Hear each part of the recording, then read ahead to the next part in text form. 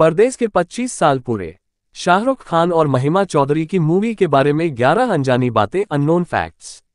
शाहरुख खान और महिमा Chaudhary starrer film परदेस ने हाल ही में हिंदी सिनेमा में अपनी रिलीज के 25 साल पूरे कर लिए हैं। 1997 की यह फिल्म किशोरीलाल नाम के एक व्यक्ति के इर्द गिर्द घूमती है, जो अपने एनआरआई बेटे के लिए एक भारतीय दुल्हन चाहता है। वह उसकी सगाई अपने दोस्त की बेटी गंगा से करवा देता है, लेकिन गंगा किशोरीलाल के फॉस्टर बेटे अर्जुन के साथ एक गहरा बॉन्ड शेयर करती है। फैक्ट नंबर 1, महिमा नहीं माधुरी थी सुभाष घई की पहली पसंद। महिमा चौधरी ने सुभाष घई की इस फिल्म में जहां अपने देसी लुक्स और शानदार अभिनय से सभी का दिल जीत लिया, वहीं कम ही लोग जानते हैं कि वह फिल्म के लिए पहली पसंद नहीं थी।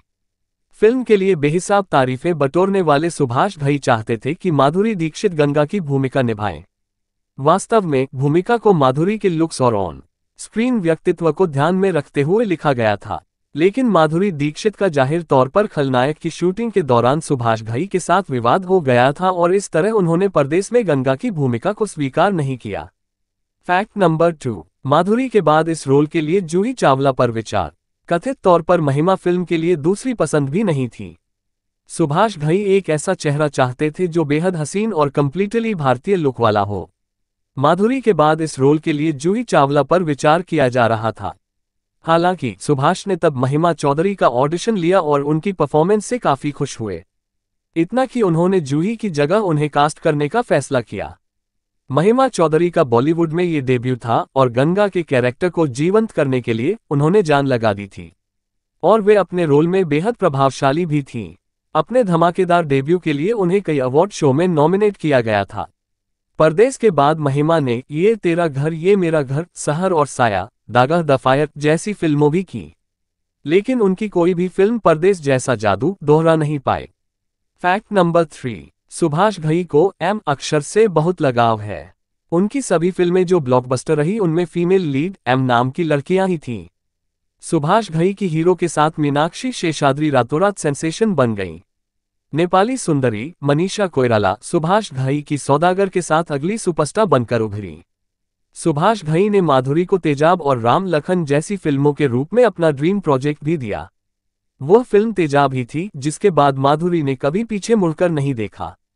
फैक्ट नंबर 4, महिमा चौधरी का असली नाम ऋतु चौधरी है, लेकिन अपनी फिल्म की सफलता सुनिश्चित करने के लिए सुभाष घई ने उन्हें अपना नाम बदलने के लिए कहा।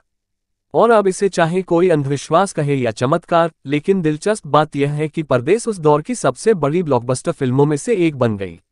महिमा और सुभाष घई के बीच उनकी फीस और कुछ कानूनी दस्तावेजों को लेकर भी मामूली विवाद हुआ था। हालांकि बाद में दोनों ने आपसी सहमति से मामले को सुलझा लिया। फैक्ट नंबर 5, कुछ मिस्टेक। हालांकि सुभाष घई निर्देशित इस परफेक्ट मूवी में एक फिल्म में एक बड़ी खामी थी, जिस पर शायद कि किसी का कभी ध्यान गया हो। जिस दृश्य में गंगा अर्जुन पर फूलदान फेंकती है और वह उससे बचने के लिए झुक जाता है, तो उसके झुकने के समय अर्जुन के पीछे का दरवाजा बंद होता है, लेकिन जब वह दोबारा से खड़ा होता है तो दरवाजा खुला होता है। कंटिन्यूटी में ये दोष इतना विजिबल था कि उसे अनदेखा नहीं किया जा सकता था। फैक्ट नंबर 6, क्यों शाहरुख खान से नफरत करते थे सुभाष घई।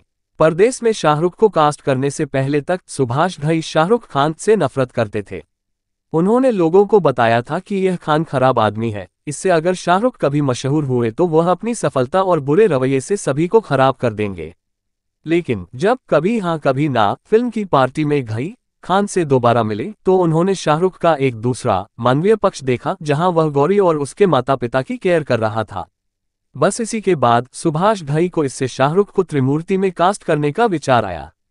बॉलीवुड के सुपरस्टार शाहरुख खान ने परदेस में अपनी शानदार अदाकारी से दर्शकों के दिलों में जगह बनाई। फिल्म निर्माता सुभाष घई के अनुसार, मैं शाहरुख को हर सीन हर गाने में याद दिलाता रहा कि अर्जुन के चरित्र को सही ठहराने के लिए उन्हें अपने आकर्षक रोमांटिक पक्ष से बचना होगा।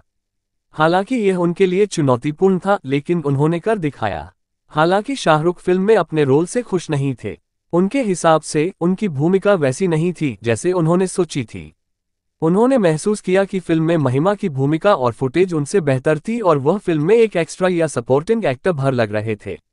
इसी वजह से शाहरुख ने भविष्य में घई के साथ काम न करने का फैसला किया। फैक्ट नंबर 7, ये दिल दीवाना गाने से जुड़ी कहानी। ये दिल दीवाना गाने को शाहरुख खान के डुप्लीकेट पर शूट किया गया था। दरअसल उसी दौरान शाहरुख खान को प्रेग्नेंट गौरी के साथ रहने के लिए दिल्ली भागना पड़ा। सुभाष घई ने उन्हें सुबह सुबह फोन किया और 2-3 क्लोजअप ले लिए। इसी वजह से लंबी दूरी के शॉट्स उनके डुप्लीकेट के साथ शूट किए गए। फैक्ट नंबर 8, कास्टिंग में बदलाव करना चाहते थे। सुभाष घई ने हाल ही में एक इंटरव्यू में खुलासा किया था कि शाहरुख खान को कास्ट करने के बाद उनकी प्रोडक्शन टीम ने माधुरी दीक्षित को गंगा और सलमान खान को राजीव के रूप में कास्ट करने के बारे में सोचा था। हालांकि घई को लगा कि गंगा की भूमिका के लिए एक नए और मासूम चेहरा ज्यादा ठीक रहेगा।